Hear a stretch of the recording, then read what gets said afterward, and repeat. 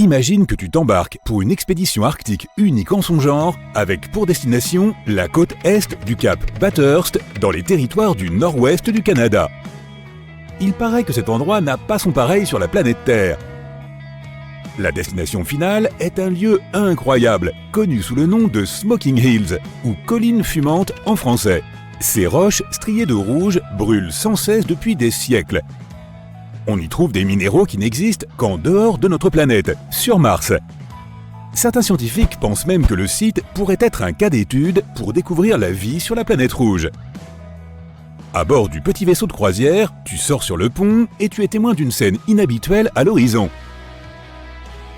Tu vois des nuages de fumée se former près d'une colline en bord de mer. C'est comme si des centaines de personnes avaient allumé des feux de camp en même temps. Mais cette fumée n'est pas d'origine humaine, te dit ton guide. La plupart des gens pensent alors qu'il s'agit d'un volcan. Certaines personnes sur le pont suggèrent même qu'une éruption pourrait se produire d'un moment à l'autre, à en juger par son aspect. Ton guide rit, expliquant que c'est loin d'être le cas. Les volcans se trouvent généralement sur le bord des plaques tectoniques. C'est une faille de la croûte terrestre qui permet à la lave chaude et au gaz de s'échapper vers la surface. Or, les Smoking Hills sont une toute autre histoire. La fumée constante est causée par un phénomène naturel, mais tu vas tout apprendre à ce sujet au cours des prochains jours. Aussi étrange que cela puisse paraître, ces roches n'ont pas commencé à brûler il y a bien longtemps. Selon les experts, le sol des Smoking Hills dégage des nuages de fumée depuis au moins 200 ans, sans arrêt. Oui, tu as bien entendu, mais ils ne savent toujours pas depuis combien de temps elles brûlent. Cela pourrait se compter en milliers d'années. Avant que tu ne quittes le navire, quelques recommandations s'imposent. Le chef d'expédition explique que tu vas pénétrer dans une zone à haut risque. Il faut donc remplacer tes chaussures de randonnée et tes vêtements habituels par une combinaison spéciale et un masque à gaz avant de monter sur le site. Les nuages de fumée que tu observes maintenant à une distance sécurisée sont composés d'acide sulfurique. Or, ce produit chimique est très corrosif et tu dois faire attention en respirant son air. Alors n'oublie pas de garder ton masque.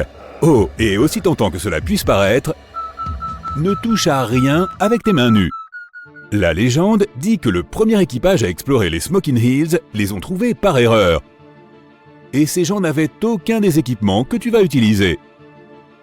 Les premiers témoignages écrits sur les Smoking Hills remontent aux années 1800. Le capitaine irlandais Robert McClure dirigeait une expédition pour retrouver l'explorateur perdu Sir John Franklin qui avait disparu depuis plus de 5 ans. L'équipage a pris une mauvaise direction en cours de route et est tombé sur ces rochers brûlants.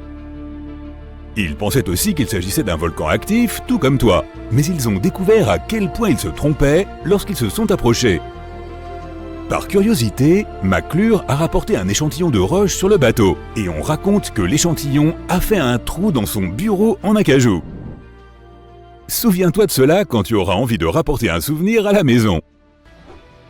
Il ne fera peut-être pas un trou dans ton bureau, mais il s'échappera certainement de ta poche ou de tout autre récipient que tu essaieras d'utiliser pour le récupérer. Maintenant, c'est le deuxième jour et tu es prêt à explorer les lieux. L'équipage de l'expédition est divisé en petits bateaux. En chemin vers le rivage, tu remarques un groupe d'animaux. Ils sont loin de la fumée et on dirait qu'ils viennent de faire un bon repas. Les Smoking Hills sont situés dans la toundra arctique, qui abrite une faune et une flore riches et variées. Lentement, tu t'approches de la rive. Tu vois maintenant que les falaises sont faites de roches striées de rouge qui semblent avoir été peintes à la main par quelqu'un.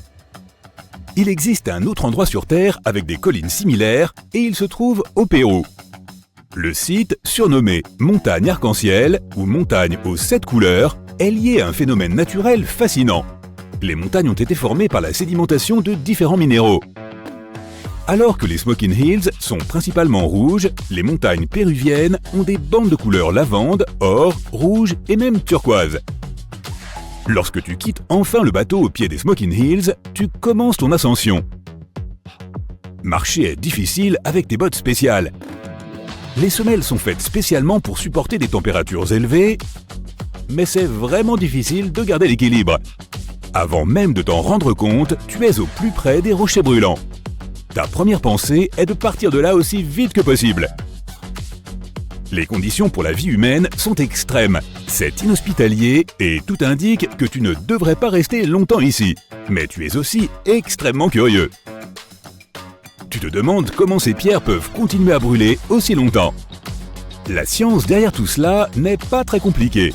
Les roches que tu vois s'appellent des schistes. Il s'agit d'un type de roche sédimentaire formé par des minéraux argileux. Ton guide t'explique que le secret de la fumée se trouve au sol, qui est formé par le soufre et le charbon. Lorsqu'ils entrent en contact avec l'oxygène, ils s'enflamment spontanément, libérant la fumée que tu vois. Les quelques étangs de la région contiennent une eau très acide. Les scientifiques affirment que cette région du monde est la seule à présenter un pH négatif. Cela signifie que cette eau est naturellement corrosive. Alors ne t'avise pas de la boire. Assure-toi d'apporter ta propre bouteille d'eau lorsque tu quittes le navire. Tu passes quelques heures sur le site, mais cela semble durer une journée entière. Les combinaisons sont lourdes et respirer à travers un masque à gaz n'est pas très confortable.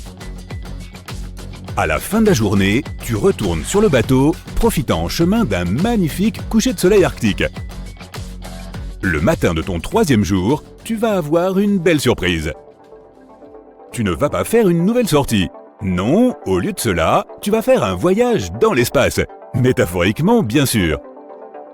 Ton guide parle du lien entre les Smoking Hills et Mars. La recherche de la vie sur Mars a été un voyage à part entière. Mais récemment, les scientifiques ont découvert la présence passionnante de jarosite sur les Smoking Hills. Et devine quoi? La jarosite est un minéral abondant sur Mars.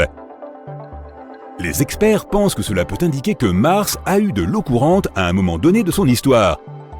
Car la jarosite a besoin d'eau souterraine pour se former. Cette découverte pourrait rapprocher la science d'une incroyable percée. La vie a-t-elle vraiment existé sur d'autres planètes du système solaire? Mars a toujours été sur le radar de la recherche scientifique comme la planète la plus susceptible d'avoir développé la vie. La température atmosphérique actuelle est insupportable pour la vie en surface, mais elle était similaire à celle de la Terre à un moment donné.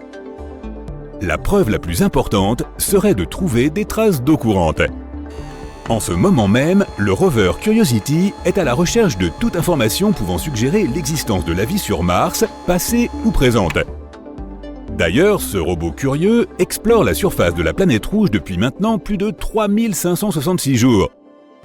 Si tu fais le calcul, cela fait 9 ans et 279 jours. Et au cas où tu te demanderais pourquoi nous sommes si impatients de trouver de la vie sur d'autres planètes, eh bien sache que selon la NASA, la recherche de la vie sur d'autres planètes peut nous aider à expliquer beaucoup de choses sur notre propre histoire. D'où nous venons et peut-être même où nous allons. Et qui aurait pu deviner que les scientifiques pourraient commencer à trouver des réponses à ces questions dans la toundra arctique? Excitant, n'est-ce pas? Maintenant, c'est le 4e jour à bord du navire et l'expédition touche à sa fin. Il est temps de rentrer sur le continent. Tu viens de visiter l'un des endroits les plus inhospitaliers du monde, qui t'a certainement laissé beaucoup d'impressions. Il est désormais temps de nous dire ce que tu as pensé de ce voyage et ce que... Wouch! Les tempêtes de poussière sur Mars peuvent être vraiment dingues. Elles se précipitent sur l'hémisphère sud de la planète rouge, en particulier pendant l'été. Ces tempêtes peuvent grossir et englober de vastes étendues de la planète, comme cela s'est produit en janvier 2022. À ce moment-là, une tempête de poussière a recouvert presque 2 fois la superficie des États-Unis. Est-ce que ça pourrait être ce qui a causé la disparition d'un des robots que nous avons envoyés sur Mars? L'atmosphère et le climat sont durs sur Mars. Il s'agit principalement d'un désert avec des vents forts et des températures moyennes de moins 63 degrés Celsius. Elles descendent jusqu'à moins 140 degrés Celsius au pôle pendant l'hiver. Un atterrisseur martien doit être équipé de manière spécifique et être très robuste pour résister à ce genre de conditions. Mais les chercheurs pensaient que celui-ci serait capable d'effectuer le difficile voyage vers la planète rouge. Le 2 juin 2003, une équipe de chercheurs a préparé l'un des robots pionniers qu'ils s'apprêtaient à envoyer dans l'espace. Il s'agissait d'un petit atterrisseur compact nommé Beagle 2. Sa mission consistait à atterrir sur Mars et à rechercher ce que le monde entier cherchait depuis des décennies: de la vie sur la planète rouge. L'atterrissage était prévu le 25 décembre, mais le signal n'est jamais parvenu. L'équipe a essayé de contacter l'engin spatial, mais à un moment donné, ils ont dû accepter qu'ils ne seraient pas en mesure de le joindre. Certains ont estimé que l'atterrissage était finalement trop difficile et complexe, et que l'atterrisseur s'était probablement écrasé. Mais ils n'ont pas décelé d'erreur technique. D'autres ont émis une théorie selon laquelle le module aurait pu s'empêtrer dans son propre parachute et tomber à la surface de Mars. Dans tous les cas, le Beagle 2 a été porté disparu jusqu'en 2015, lorsque la NASA a pris des photos de ce qui pourrait être les restes du module perdu. Il ne s'agissait pas seulement de débris endommagés, les composants semblaient en fait intacts. Les restes de la sonde reposaient avec ses panneaux solaires, partiellement déployés à environ 5 km du site où elle était censée se poser. Apparemment, Beagle 2 a réussi à se poser, mais son antenne radio s'est retrouvée coincée. C'est pourquoi les chercheurs n'ont pas pu le contrôler depuis la Terre ou communiquer avec lui. Mais personne ne sait exactement pourquoi c'est arrivé. As-tu déjà entendu parler d'un visage sur Mars ? Dans les années 1970, l'un des orbiteurs de la NASA a pris les célèbres images de la surface martienne qui montraient une formation ressemblant à un visage, comme tu peux le voir dans la partie supérieure de l'image. Si tu fais preuve d'un peu d'imagination, tu peux facilement voir un nez, 2 yeux, une bouche et une coupe de cheveux originale. Certains ont même pensé qu'il s'agissait d'un monument construit sur la planète rouge par une autre civilisation. Et que penses-tu d'autres choses inhabituelles que les gens ont trouvées sur Mars, comme le cratère du visage heureux ? On peut facilement comprendre pourquoi il porte ce surnom. Ou encore des roches de formes différentes, une crêpe, un brachiosaure ou même un poisson. Mars possède aussi une île en forme de gaufre à sa surface. C'est un élément de 2 km de large que l'on peut voir dans une zone de coulée de lave. Cela pourrait être le résultat de la lave qui a poussé cette formation par le dessous. Il semble que les astronomes aient aussi reçu des images de dunes bleues. Il s'agit d'une mer de superbes dunes sombres que des vents violents ont sculptées en longues lignes. Elles entourent la calotte polaire nord de la planète et couvrent une région aussi grande que le Texas. Yeeha! La planète rouge est généralement connue pour ses dunes de sable brun. Alors celles-ci ont certainement été une véritable surprise. Mais en réalité, elles ne sont pas vraiment bleues. Si tu pouvais aller sur Mars en ce moment pour y jeter un coup d'œil, tu verrais que ces dunes sont brunes et oranges comme les autres. Et la photo est une image en fausse couleur. Les scientifiques utilisent souvent les fausses couleurs pour mettre en évidence les différences entre 2 éléments. Par exemple, ici, c'est la différence de profondeur. Par ailleurs, la plus grande vallée sur Mars est si grande qu'elle pourrait avaler notre Grand Canyon au petit déjeuner. C'est un fascinant système de canyon de 4000 km de long, appelé Valles Marineris. Et il est 10 fois plus long que le Grand Canyon. Si on pouvait étirer ce canyon martien, il irait d'une côte à l'autre des États-Unis. Comme Mars n'a pas de tectonique de plaques active, personne ne sait avec certitude comment ce canyon s'est formé.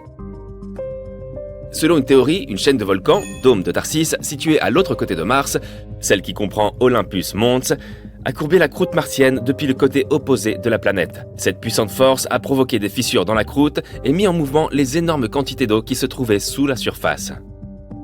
Cette eau a ensuite émergé et a sculpté la roche. Cette force a aussi animé les glaciers. Et il semble possible qu'ils aient créé de nouveaux chemins dans ce gigantesque système de canyons. Les volcans de la surface martienne pourraient être entrés en éruption il y a environ 50 000 ans, bien que les éruptions les plus puissantes se soient produites il y a 3 à 4 milliards d'années. Mais la planète ne compte pas de volcans actifs aujourd'hui. L'essentiel de la chaleur stockée à l'intérieur de la planète pendant sa formation s'est dispersé. Donc à présent, la croûte externe de Mars est bien trop épaisse pour que la roche fondue atteigne sa surface. Mais il y a très longtemps, des éruptions ont formé des volcans gigantesques. Et ces volcans ont très probablement joué un rôle important dans la fonte des dépôts de glace, qui ont libéré des crues d'eau sur la surface martienne. Mars a une atmosphère mince, avec un volume de gaz, principalement du dioxyde de carbone, inférieur à 1% de celui de la Terre. Mais il y a 4 milliards d'années, elle était beaucoup plus chaude et humide que maintenant. Son atmosphère devait aussi être plus épaisse qu'à cette époque. C'est pourquoi elle a pu générer un puissant effet de serre et piéger la lumière du Soleil. Mars possédait aussi un puissant champ magnétique. Comme celui de la Terre, il s'était formé à cause des courants de métaux en fusion dans le noyau de la planète. Mais contrairement à notre planète, Mars a perdu son champ magnétique suite au refroidissement de son noyau. Et sans lui, la planète n'avait aucune protection contre les vents solaires, qui sont un flux de particules chargées provenant du Soleil. Le vent solaire a arraché la plupart de l'atmosphère de Mars en seulement 200 millions d'années, à peu de choses près. C'est ce qui rend ces puissantes tempêtes de poussière martienne encore plus intenses. Mars a une histoire fascinante, à en juger par les glaciers de la planète. Planète qui a probablement connu de multiples périodes glaciaires, tout comme la Terre. Une équipe de chercheurs a obtenu des images d'environ 60 000 roches martiennes. Ces roches étaient de différentes tailles et réparties un peu partout, ce qui signifie qu'elles se sont probablement formées au cours de différentes périodes glaciaires. Les glaciers recèlent aussi leur propre histoire. Qui sait quel type de gaz, de roches ou même de microbes pourrait être piégé à l'intérieur?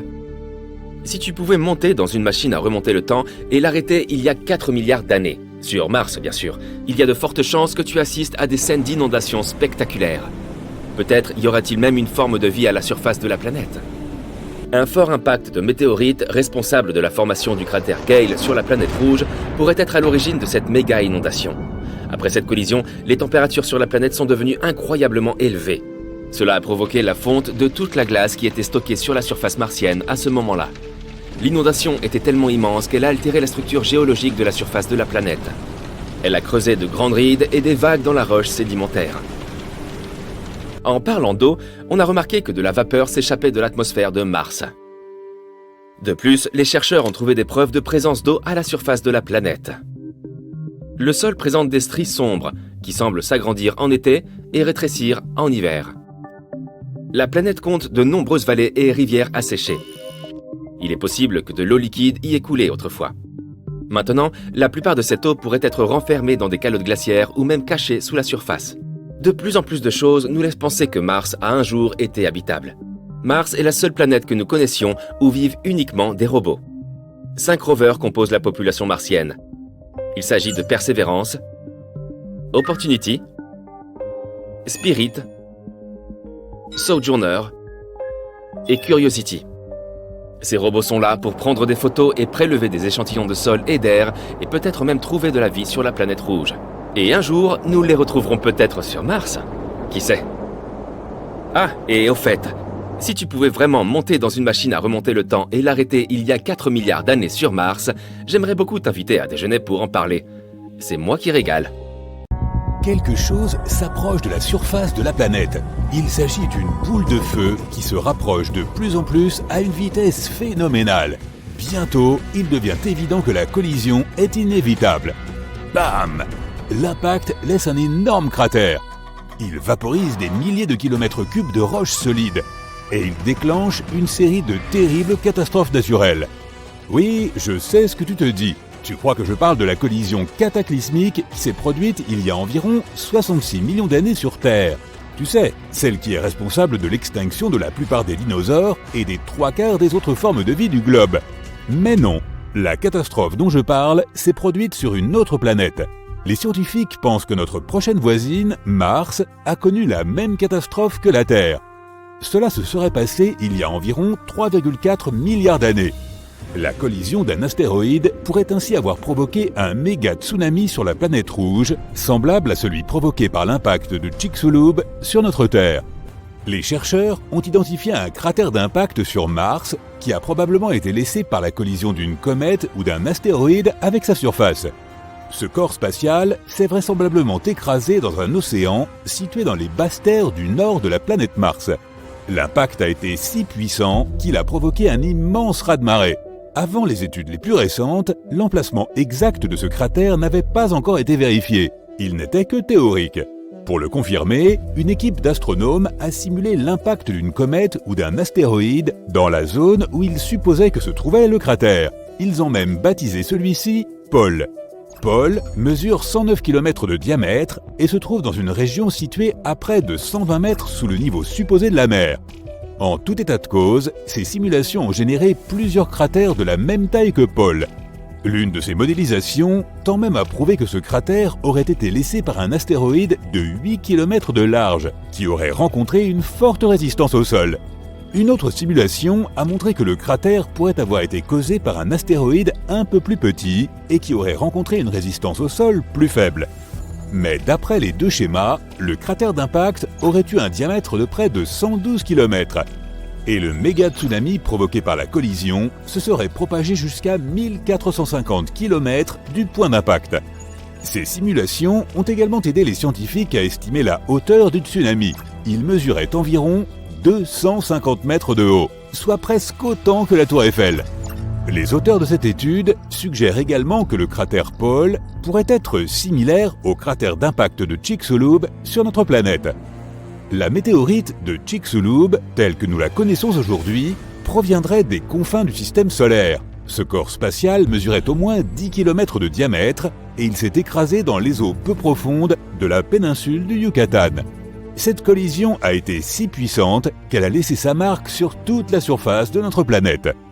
En 2021, les chercheurs ont découvert que la collision avait causé des méga-ondulations de la croûte terrestre dans l'actuelle région du centre de la Louisiane. Une étude encore plus récente suggère que l'astéroïde aurait également déclenché un tsunami si dévastateur qu'il a arraché des sédiments du plancher océanique jusqu'à l'autre bout du monde. L'équipe scientifique a reconstitué les événements des 10 premières minutes suivant l'impact. Ce modèle a montré que l'astéroïde avait produit des vagues jusqu'à 30 000 fois plus fortes que l'un des plus grands tsunamis jamais enregistrés, celui de l'océan Indien qui a frappé l'Indonésie en 2004. La collision a déplacé une telle quantité d'eau qu'elle a généré une vague de presque 2 km de haut. C'est comme 2 Burj Khalifa, soit la plus haute construction du monde, empilés l'un sur l'autre. Et bien sûr, tout cet espace vide n'est pas resté vide bien longtemps. L'océan s'est engouffré dans le cratère d'impact, mais ce faisant, il n'a fait que s'abattre sur ses rebords, ce qui a produit encore plus de vagues.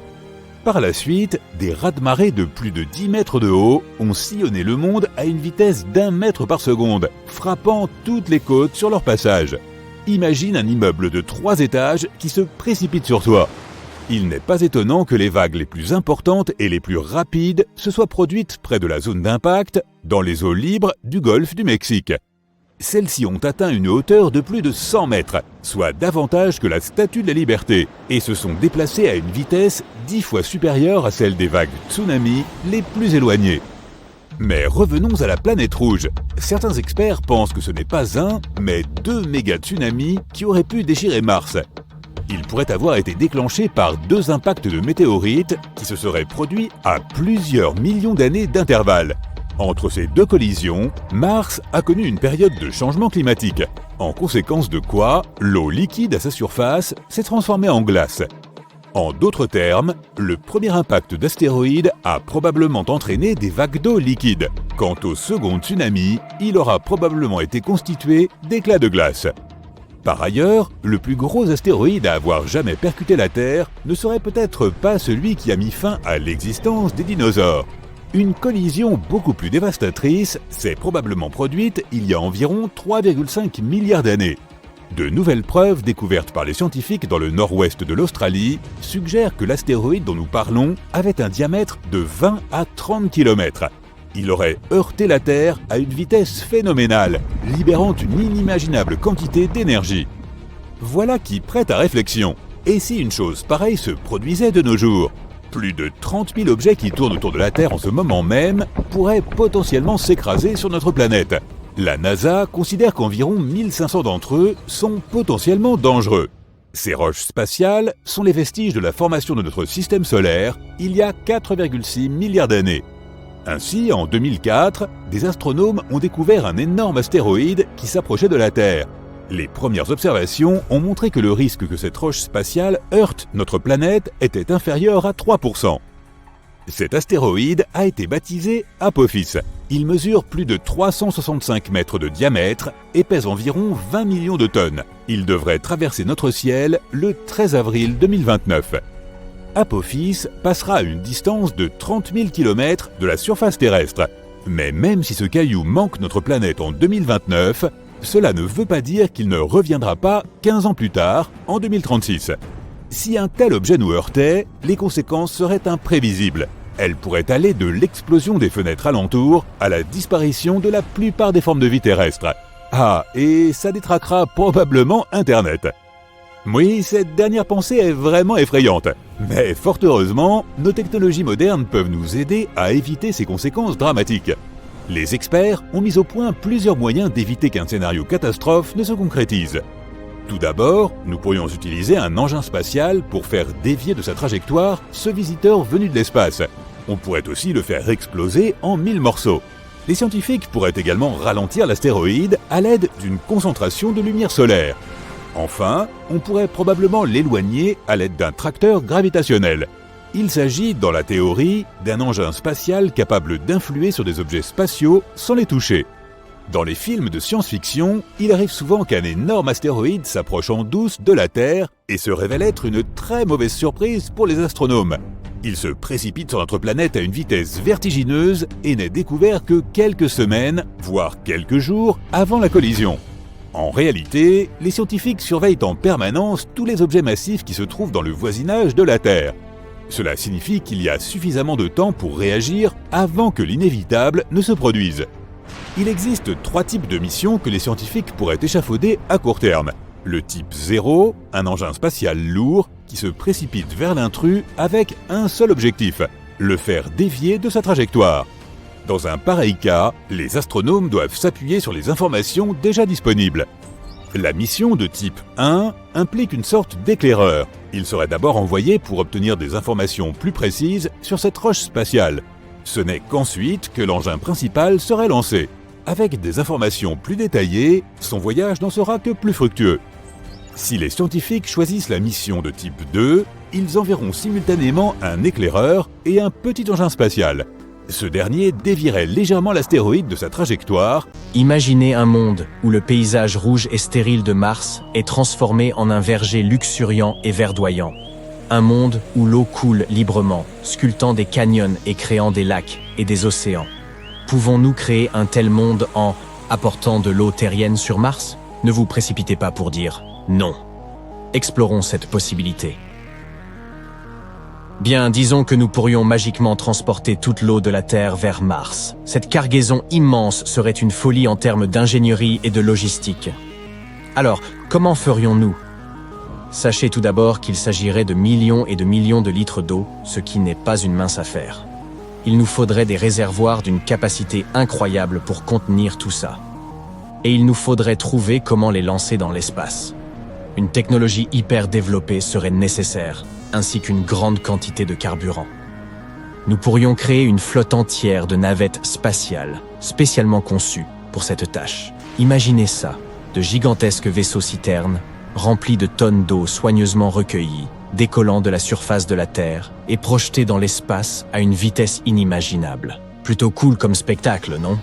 Mais une autre solution, sans doute plus efficace, serait de lancer sur un temps plus long un grand nombre de petits vaisseaux, chacun transportant une petite quantité d'eau, jusqu'à ce qu'il y en ait suffisamment sur la planète rouge.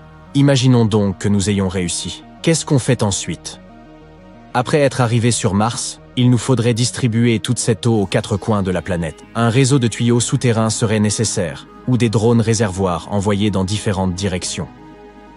Ce n'est là que le début et, comme vous pouvez le voir, les ressources et la logistique requises sont déjà colossales.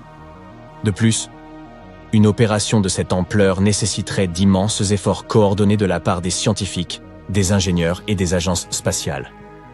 Et n'oublions pas les coûts. Pas étonnant que les scientifiques ne voient pas vraiment cela comme un projet viable. Mais l'échelle de cette opération n'est pas le seul problème. Imaginons que nous ayons tout compris et apporté cette eau de la Terre vers Mars. Et maintenant? Eh bien, croyez-le ou non, ce serait presque complètement inutile. Notre principal défi, ce serait l'atmosphère et le climat actuel de Mars. Mars est un désert sec, avec une atmosphère qui ne représente environ qu'1% de la masse de l'atmosphère terrestre. Du coup, toute cette eau versée à sa surface s'évaporerait très vite. Il serait difficile de créer un environnement stable si tous les lacs s'asséchaient en quelques secondes seulement. Et si l'eau ne s'évaporait pas, alors au contraire, elle se transformerait en glace. La température à la surface de Mars est bien en dessous de 0. Une atmosphère ténue ne fait qu'aggraver les choses. Un autre défi est le champ magnétique de Mars est très faible, ce qui veut dire qu'elle est peu protégée contre les vents solaires. Les vents solaires sont des flux de particules chargées projetées par le Soleil. Et ils sont plutôt dangereux. Ils pourraient éliminer toute l'eau qu'on aurait déposée sur la planète. De plus, le rayonnement solaire sur Mars est beaucoup plus fort que sur Terre.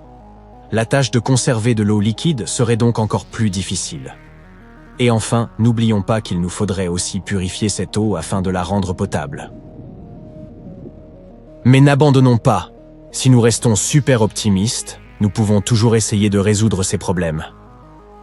En gros, nous devons trouver un moyen de conserver de l'eau liquide quelque part pendant longtemps, en nous assurant qu'elle ne gèle ni ne s'évapore.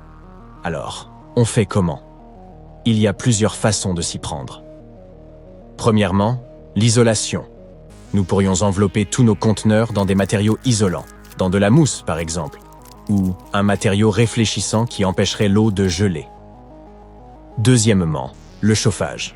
Nous pourrions utiliser des chauffages et autres appareils pour empêcher la congélation, même des couvertures à thermique.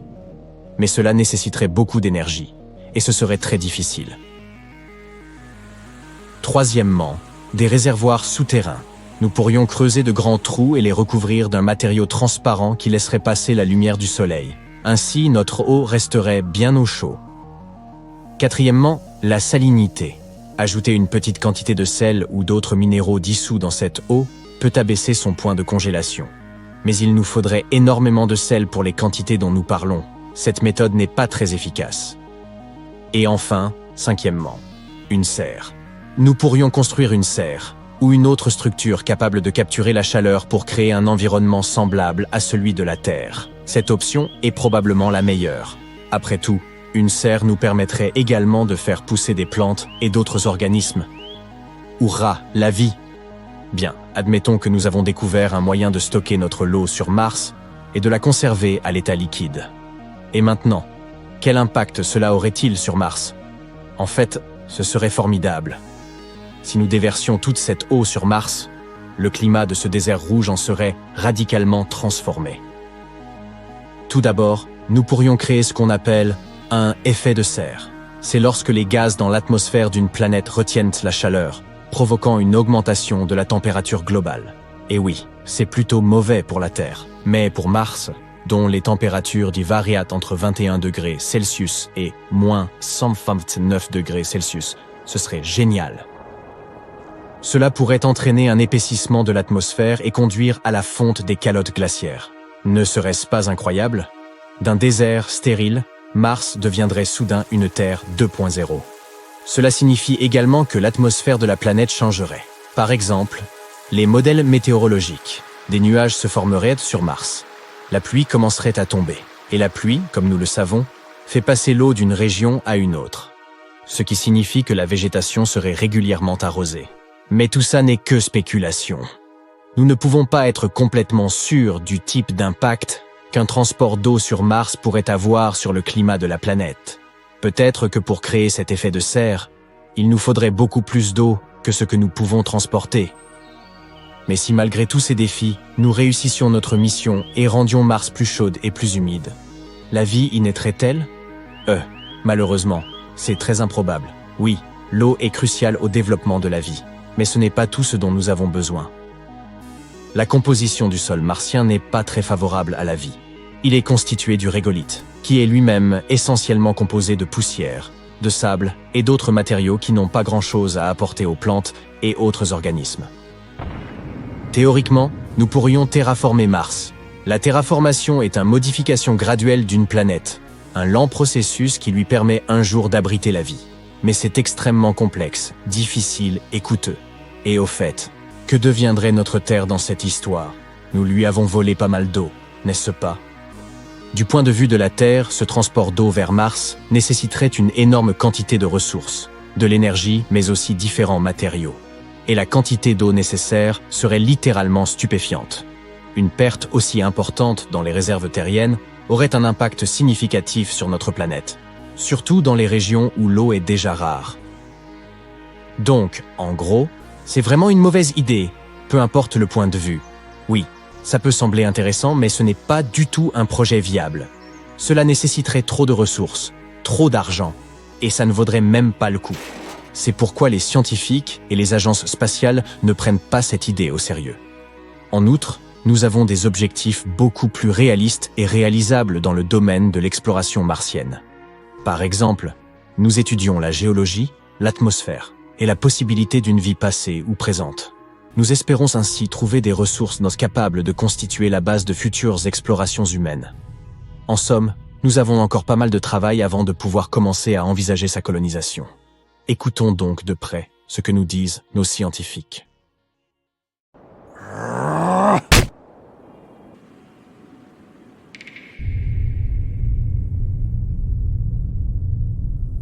combien de personnes avons-nous besoin pour créer une nouvelle civilisation? Non, pas sur la Terre, mais sur Mars, et dans des conditions limitées.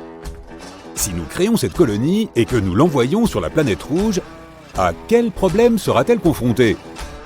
Comment ces gens pourront-ils survivre aussi loin de chez eux sans aucun soutien? Une récente étude scientifique apporte un éclairage sur ces questions. Jetons-y un coup d'œil. Mars est la 4e planète la plus proche du Soleil et la 7e du système solaire en termes de taille. La planète rouge ressemble beaucoup à notre Terre. D'ailleurs, avant de devenir un désert sans fin, elle aurait même pu ressembler à la Terre actuelle. Il y a des millions d'années, il y avait de l'eau, des océans, des plantes et, qui sait, peut-être même de la vie. Ne serait-ce pas fantastique de remettre toutes ces choses à leur place? Il n'est pas étonnant qu'on parle de colonisation de Mars depuis si longtemps. Aujourd'hui, la société SpaceX affirme que son projet de vaisseau interplanétaire pourrait acheminer 100 personnes sur Mars.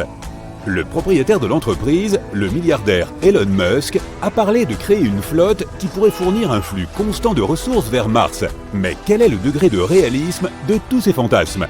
En réalité, il n'est pas très élevé. Avant d'envoyer des gens sur Mars, il faut résoudre un certain nombre de problèmes. Par exemple, l'exposition très forte aux radiations, les sols toxiques, la faible gravité, les basses températures et toutes sortes d'autres choses plus ou moins désagréables. Et ce n'est que le début. Il faudra au moins quelques décennies pour créer un véhicule capable d'atterrir sur Mars et d'en revenir. Mais faisons une expérience de pensée et imaginons qu'on décide finalement de coloniser Mars. Comment les choses se passeront-elles? Récemment, des scientifiques ont publié une nouvelle étude sur ce sujet. Cette étude s'intitule « Nombre minimum de colons pour survivre sur une autre planète ». Son auteur s'appelle Jean-Marc Salotti, professeur à l'Institut national polytechnique de Bordeaux. Son article a été publié dans la revue Scientific Reports. Comme tu l'as deviné, l'étude cherche à savoir comment on pourrait coloniser une autre planète, de combien de ressources on a besoin, comment cette colonie devrait vivre, quel genre de tâches elle devrait effectuer et combien de temps cela prendrait.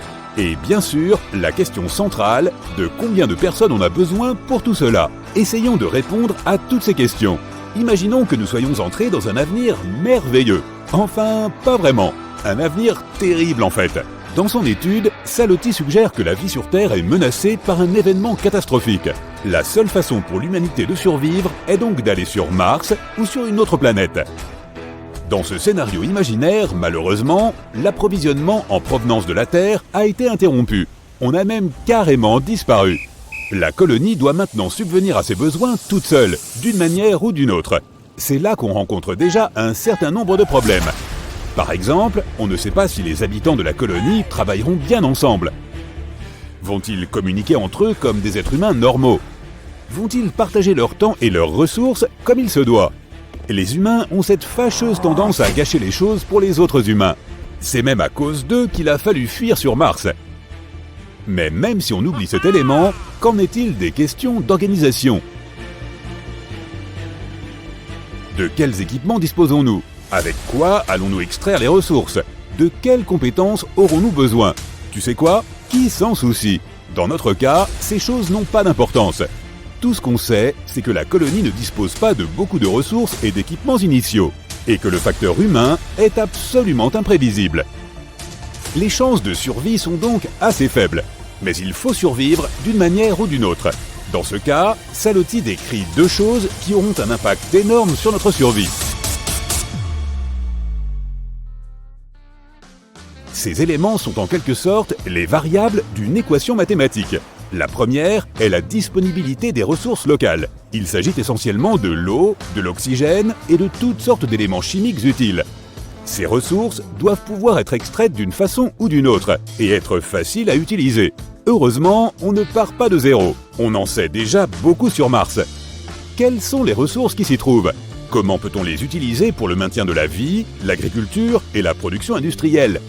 La colonie a de la chance, car tout cela a été étudié lors de divers séminaires et publié dans des rapports et des livres au cours des dernières années. Grâce à cela, on sait ce qui sera disponible pour notre colonie. Par exemple, on sait que des gaz peuvent être extraits de l'atmosphère et des minéraux du sol. Sur Mars, on pourrait avoir du fer, du verre et même des composés organiques. Le problème le plus important est la durée de vie de l'équipement avec lequel nos nouveaux martiens commencent.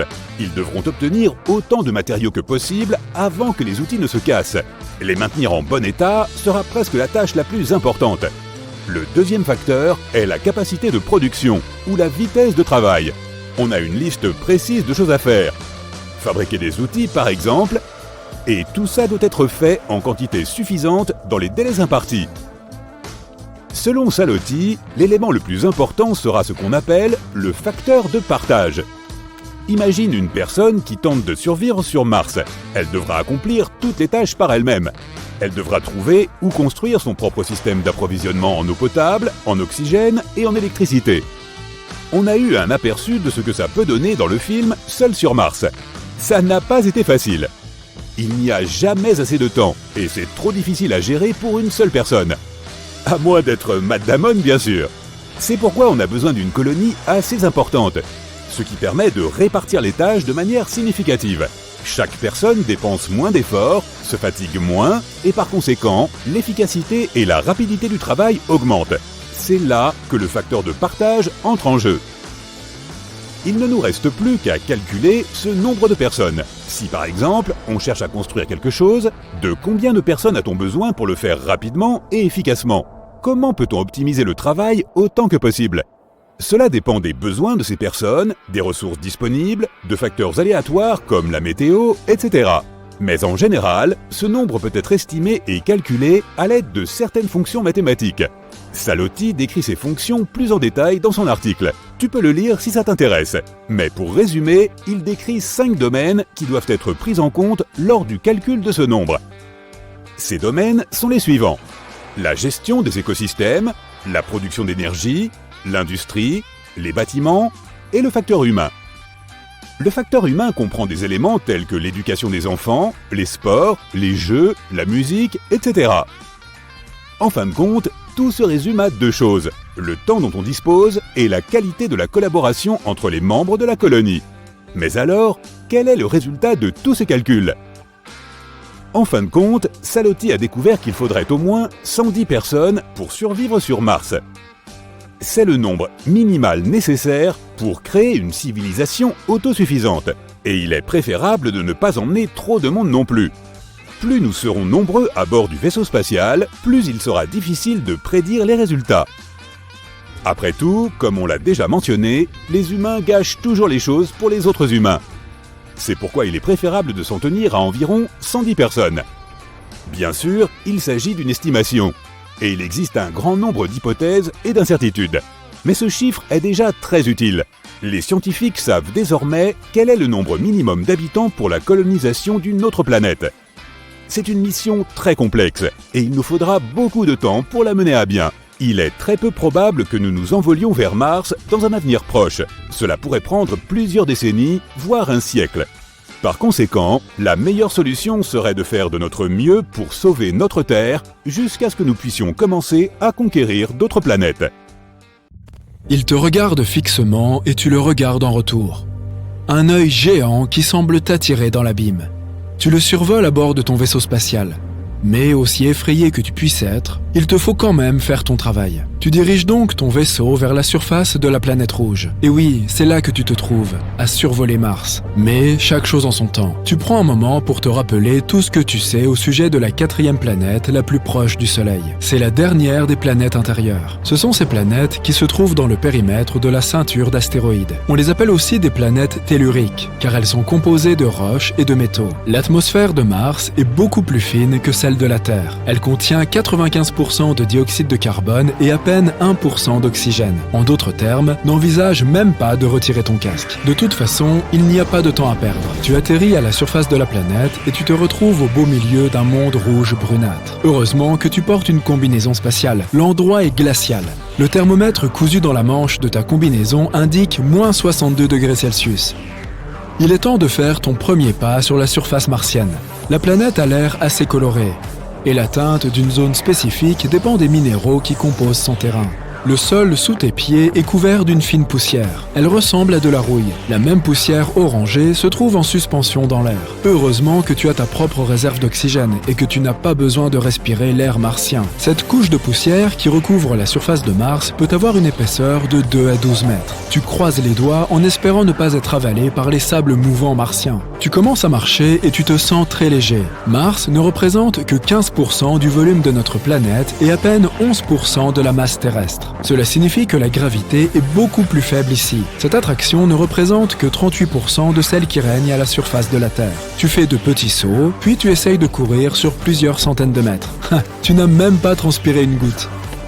Ce qui rend l'exploration à pied plus difficile, c'est que la surface de la planète est très accidentée, couverte de cratères et de volcans, d'anciens lits de lacs asséchés et de canyons. Tu vois quelque chose d'énorme qui se dresse à l'horizon. Mais tu essayes de réprimer ta curiosité. Tu auras suffisamment de temps pour découvrir de quoi il s'agit plus tard. Soudain, un nuage massif apparaît au loin. On dirait qu'un énorme troupeau s'approche de toi au galop. En réalité, tu ferais mieux de remonter à bord de ton vaisseau et de t'envoler aussi vite que possible. C'est l'une des fameuses tempêtes de poussière martienne. Elles se produisent principalement pendant l'été dans l'hémisphère sud de la planète rouge. Et elles peuvent parfois recouvrir la planète entière. On peut même apercevoir les plus grandes d'entre elles depuis la Terre. Tu sautes dans ton vaisseau et tu mets le cap sur l'œil qui t'avait tant effrayé. Des canaux sinueux, qui ressemblent à des veines, traversent ce globe oculaire. Mais plus tu t'approches, moins cela ressemble vraiment à un œil.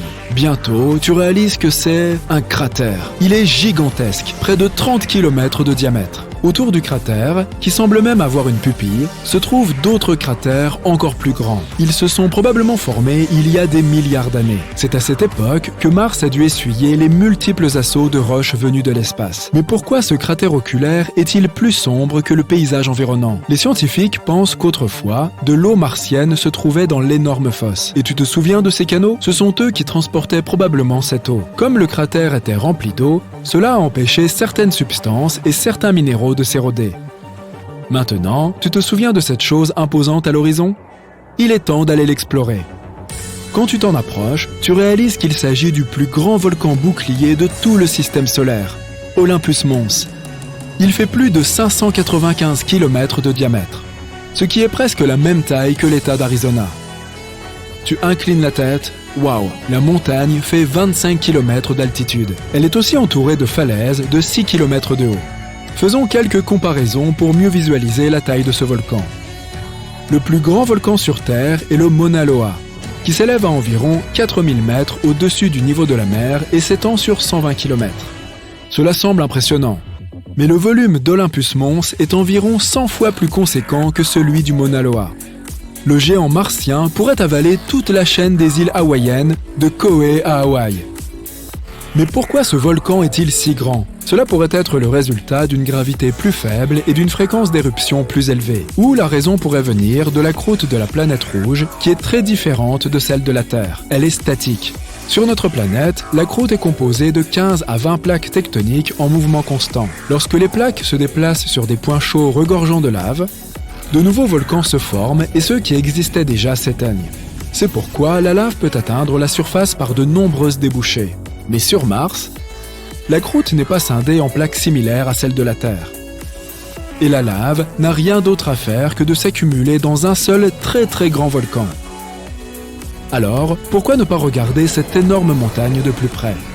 Mais à peine es-tu descendu de ton vaisseau que le sol martien sous tes pieds se met à trembler. C'est un tremblement de Mars. Mais comment cela peut-il se produire si Mars n'a pas de plaques tectoniques actives en mouvement? Les spécialistes de la NASA sont convaincus que ces tremblements se produisent lorsque l'énergie à l'intérieur de la planète est soudainement libérée. Cela entraîne des fractures de la roche et des fissures dans la croûte de la planète. Une autre secousse puissante et l'une de ces crevasses s'ouvre juste à côté de toi. Tu tombes au sol, trop terrifié pour bouger. Mais bientôt, tout se calme. Tu attends quelques minutes, juste pour être sûr, et tu te lèves. Oh, regarde! Voici une occasion parfaite d'explorer les entrailles de la planète rouge. La fissure est suffisamment grande pour y envoyer un robot de recherche. La croûte de la planète est fine et se compose de roches basaltiques. L'épais manteau qui entoure le noyau de la planète est composé de silicates, d'oxygène et de quelques autres minéraux. Tu pourrais le comparer à une sorte de dentifrice fait de roches. Le manteau martien est aussi moins imposant que celui de la Terre. Son épaisseur n'est que de 1300 à 1800 km. Quant au noyau de la planète, il est composé principalement de fer, de nickel et de soufre et mesure entre 1400 et 1900 km de large. Ce noyau ne bouge pas. C'est pourquoi Mars ne dispose pas d'un champ magnétique. Malheureusement, ton drone est maintenant perdu dans les profondeurs de la planète rouge. Tu le laisses là et continues ton exploration. Ta prochaine destination est Valles Marineris. Ce nom évoquerait presque une sauce tomate à l'italienne, mais c'est en réalité un immense canyon, ou plutôt un système de canyons, qui longe l'équateur de Mars. Il est tout aussi impressionnant qu'Olympus Mons, plus de 4200 km de long et plus de 6 km de profondeur. Il est tellement vaste qu'il pourrait s'étendre sur l'ensemble des États-Unis, du Pacifique à l'océan Atlantique. Faisons une autre comparaison. L'un des canyons les plus célèbres de la Terre est le Grand Canyon en Arizona. Mais il est 10 fois moins long et environ 4 fois moins profond que le canyon de Mars. Certains scientifiques pensent que Valles Marineris est le bord d'une énorme plaque tectonique. Elle se déplace si lentement que presque rien ne s'est produit dans cette région depuis des millions d'années. Et le mouvement de cette plaque a probablement commencé il y a 3,5 milliards d'années. Bref, la seule chose qu'il reste sur ta liste de choses à faire aujourd'hui est de visiter les lunes de Mars. Elles sont parmi les plus petites du système solaire. Phobos est la plus grande des deux. Elle orbite à seulement 6000 km au-dessus de la surface martienne. Il n'y a aucune autre lune connue qui se déplace plus près de sa planète mère. Elle orbite autour de la planète rouge 3 fois par jour, alors que la seconde lune, Deimos, a besoin de 30 heures pour effectuer son orbite. Phobos se rapproche de plus en plus de Mars, environ 2 mètres tous les 100 ans. D'ici 50 millions d'années, elle s'écrasera sur la planète ou se brisera pour former un anneau autour d'elle. Heureux mais épuisé, tu retournes à ton vaisseau spatial. Demain, tu continueras à explorer la magnifique planète rouge. Et qui sait quelles nouvelles trouvailles t'attendent? Avons-nous découvert une nouvelle civilisation? S'agirait-il d'une porte? L'habitation d'un extraterrestre? Est-ce qu'on peut jeter un coup d'œil par les fenêtres? Après tout, c'est l'astromobile Curiosity de la NASA qui a envoyé cette image sur Terre. Et en ce moment même, ce véhicule explore la surface de Mars. Malheureusement, les astronomes ont vite fait de gâcher notre plaisir. Ils ont affirmé qu'il s'agissait simplement d'un élément naturel du paysage martien. Plusieurs indices les ont amenés à penser qu'il ne s'agissait pas réellement d'une porte. Par exemple, elle est minuscule, à peine 1 mètre de haut. Mais cela pourrait simplement signifier que les Martiens ne sont pas très grands, objecteras-tu peut-être. Cependant, les scientifiques continuent d'insister. Cette chose qui ressemble à une porte n'est en fait qu'une ouverture, tout ce qu'il y a de plus naturel dans la roche. Et ce sont les vents et l'érosion qui l'ont créée. Si tu regardes attentivement la roche, tu remarqueras peut-être des strates, des couches minérales que l'on distingue mieux que ce qu'il y a autour, car elles sont plus dures. Ces strates plongent ici, à gauche, et un peu plus haut, à droite. Elles sont probablement apparues il y a environ 4 milliards d'années dans une rivière ou une dune exposée au vent. Et depuis leur formation, les puissants vents de la planète rouge les ont encore plus érodées. Maintenant, ce que tu vois, c'est qu'elles disparaissent à l'intérieur de la porte. Et regarde ça, tu vois ces fissures? Oui, celle-là. Voilà comment les roches vieillissent sur Mars. Cette petite grotte a probablement été formée au moment où les strates se sont fracturées. Il est possible qu'un gros rocher soit tombé, et cela a créé cette ouverture en forme de porte.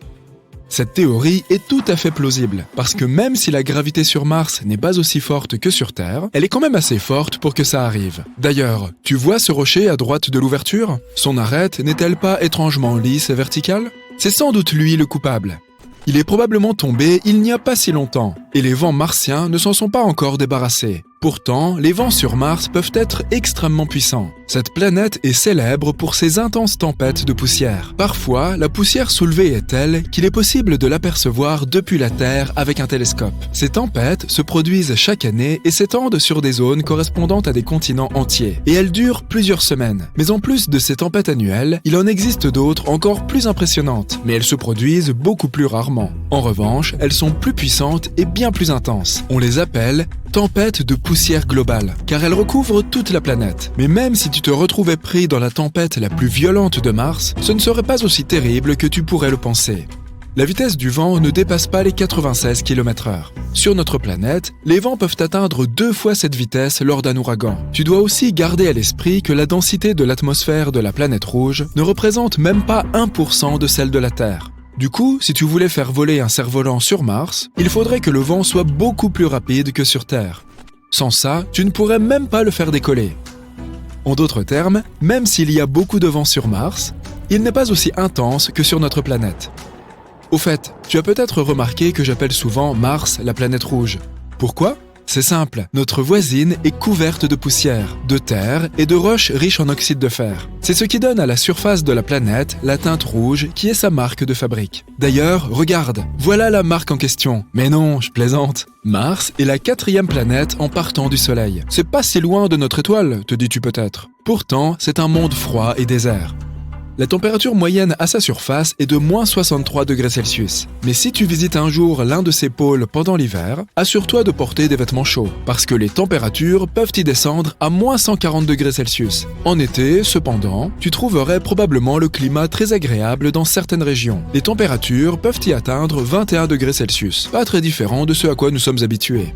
Mars est l'un des corps spatiaux les plus explorés du système solaire. Pour l'instant, la NASA a envoyé 2 astromobiles afin de parcourir ces paysages rouges, Curiosity et Perseverance. Il y a aussi un atterrisseur appelé InSight et l'hélicoptère Ingenuity, que l'on surnomme affectueusement Genie. Perseverance est l'astromobile le plus avancé et le plus grand jamais envoyé sur une autre planète. Son voyage vers la planète rouge a duré 203 jours, et Genie a voyagé jusqu'à Mars accroché à Perseverance. Ça a dû être chouette. Et maintenant, je vais te dire quelque chose de très curieux. Imagine que tu sois un Babylonien et que tu vives il y a environ 5000 ans. Babylone était une civilisation de l'ancienne Mésopotamie. Rappelle-toi, tu as appris ça à l'école. Bref, ton voisin vient te voir et te demande « Quel jour sommes-nous aujourd'hui ?» Et que réponds-tu ? « C'est le jour de Mars. » Attends, quoi ? Lorsque les Babyloniens ont créé la semaine, ils ont décidé de la diviser en 7 parties. Chaque jour a été nommé d'après un corps spatial, comme la Lune, le Soleil, Vénus et ainsi de suite. Le jour de Mars, c'était le mardi. Les Babyloniens croyaient que ces objets spatiaux influençaient le cours de leur vie. Et comme Mars était de couleur rouge, ils l'associaient à l'agressivité. C'est pourquoi le mardi, ils organisaient des cérémonies spéciales pour éviter l'influence de la méchante planète. Et c'est vrai, Mars semblera inamical à un voyageur fatigué. Son atmosphère est peu dense et son volume représente à peine 1% de l'atmosphère de la Terre, comme nous l'avons dit. En d'autres termes, il y a 99% d'air en moins pour respirer sur la planète rouge. L'atmosphère de Mars est principalement composée de dioxyde de carbone. À des concentrations aussi élevées, c'est un gaz très toxique pour nous, les humains. Et si tu cherchais de l'oxygène pour respirer sur Mars, tu serais plutôt déçu. Il n'y a que 0,1% d'oxygène dans l'air de la planète rouge. Ce n'est certainement pas suffisant pour que tu puisses y survivre. Pour le moment, Mars possède 2 lunes, Deimos et Phobos. Les astronomes pensent qu'il s'agit peut-être d'astéroïdes autrefois captés dans le champ gravitationnel de la planète. Ces lunes ont la forme de pommes de terre. La raison, c'est que leur masse est trop faible pour que la gravité leur donne une forme sphérique. Des pommes de terre, hein ? On devrait peut-être les renommer purées et gratinées. Un jour, Mars aura son propre anneau, mais il faudra attendre entre 20 et 40 millions d'années. Est-ce que sympa existera toujours ? Reste à l'écoute. Les forces gravitationnelles de Mars mettront en pièces la plus grande lune de la planète, à savoir Phobos. Et ouais, elle sera véritablement réduite en purée. Certains fragments de l'ancienne lune s'écraseront alors sur Mars, et d'autres se briseront pour créer l'anneau de la planète. Cet anneau existera pendant au moins 100 millions d'années.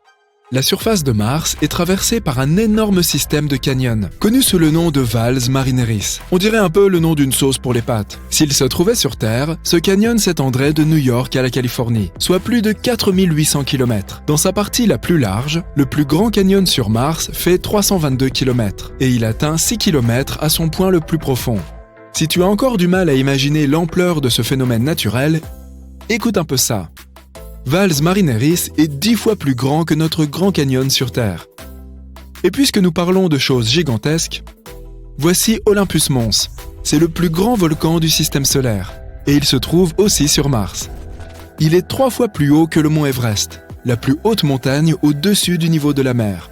Et la base d'Olympus Mons est aussi large que l'État du Nouveau-Mexique. Les scientifiques pensent qu'il a pu y avoir de l'eau sur Mars dans le passé. Qu'est-ce qui leur fait penser ça? Ils ont trouvé tout un tas d'anciens réseaux de fleuves ainsi que des dépressions lacustres à la surface de la planète rouge. En outre, sur Mars, il y a des minéraux et des roches qui ne pourraient avoir été formés que dans un milieu d'eau liquide. Mars pourrait même avoir connu de terribles inondations il y a 3,5 milliards d'années. De nos jours, il y a encore de l'eau sur la planète rouge, mais l'atmosphère de Mars est trop peu dense pour que cette eau reste sous sa forme liquide à la surface. Elle n'existe donc que sous la forme de glace. Tu peux la trouver juste sous la surface de la planète, dans ses régions polaires. Le seul endroit où cette eau est visible, c'est sur la calotte polaire nord. De plus, il arrive que de l'eau salée s'écoule le long des parois des cratères et des flancs des collines. Et il y a de minuscules quantités d'eau dans l'atmosphère de la planète. Mais elle n'est là que sous forme de vapeur. Du coup, moi, pour les vacances, je crois que j'irai tout simplement voir ailleurs.